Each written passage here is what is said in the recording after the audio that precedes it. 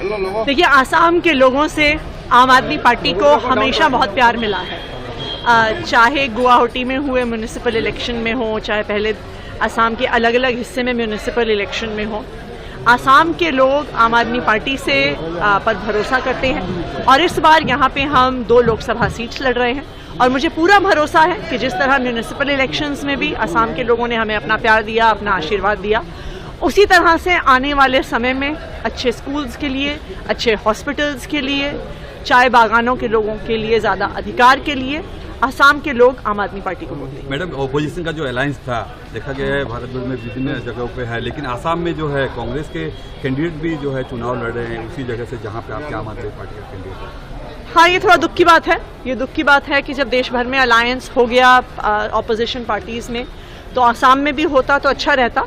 और लेकिन फिर भी मुझे पूरा भरोसा है कि जिस मजबूती से हमारे दोनों लोकसभा के कैंडिडेट्स अपना चुनाव लड़ रहे हैं, इस बार आसाम में लोकसभा के चुनाव में आम आदमी पार्टी का खाता जरूर खुलेगा। मैडम, क्या मुद्दा होगा आसाम में, खासतौर पे आपका क्या मुद्दा होगा? मेरे हिसाब से 3 या 4 महत्वपूर्ण मुद्दे हैं। सबसे पहली बात, जो आम आदमी पार्टी का हमेशा से ही सबसे बड़ा पॉलिटिकल एजेंडा रहा है, वो हाई क्वालिटी स्कूल्स का रहा है।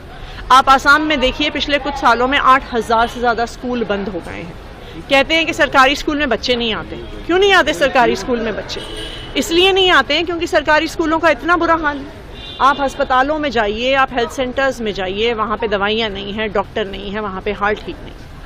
नंबर तीसरा जो इम्पोर्टेंट मुद्दा है, वो चाय बागान में काम करने वाले लोगों के अधिकारों का है, उनकी मिनिमम वेज का है। आज भी वहाँ पर चाय बागान में 250 रुपये महीने, 250 रुपये दिन के आधार पर पेमेंट होता है। आप दिल्ली में देखिए, दिल्ली की देश के हिसाब से हाईएस्ट मिनिमम वेज है।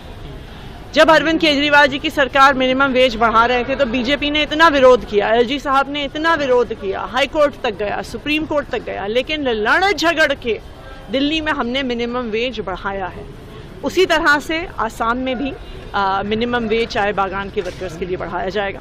और चौथा जो एक बहुत महत्वपूर्ण एजेंडा है आसाम के लिए, आम आदमी पार्टी CAA का पुरजोर विरोध करती है।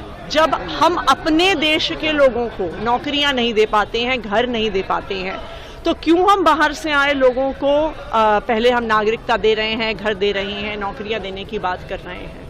हमारे कल्चर का क्या होगा, हमारी भाषा का क्या होगा?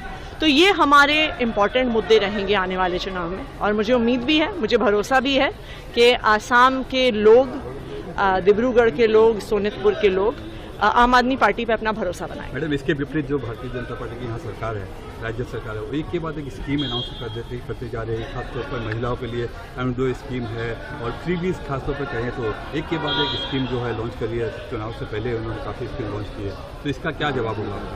देखिए, चुनाव से पहले जो स्कीम लॉन्च होती है, हमारे देश के हर वोटर को उसकी सच्चाई पता होती है कि आज चुनाव से 2 दिन पहले, 4 दिन पहले, 5 दिन पहले हेमंत बिस्वा शर्मा जी की सरकार आज तो आई नहीं है।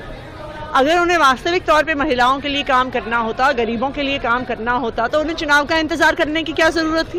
वो पहले ही कर सकते थे। एक चुनी हुई सरकार में पार्टी स्कीम के आधार पे वोट मांग रही है, नई स्कीम के आधार पे वोट मांग रही है, इसका मतलब ही है कि उन्होंने कोई काम नहीं किया है।